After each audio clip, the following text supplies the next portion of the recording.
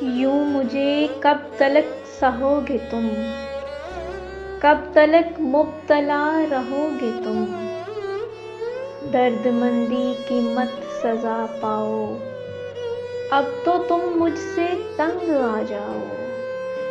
میں کوئی مرکز حیات نہیں، وجہ تخلیق کائنات نہیں، میرا ہر چارہ گر نڈھال ہوا، یعنی میں کیا ہوا وبال ہوا۔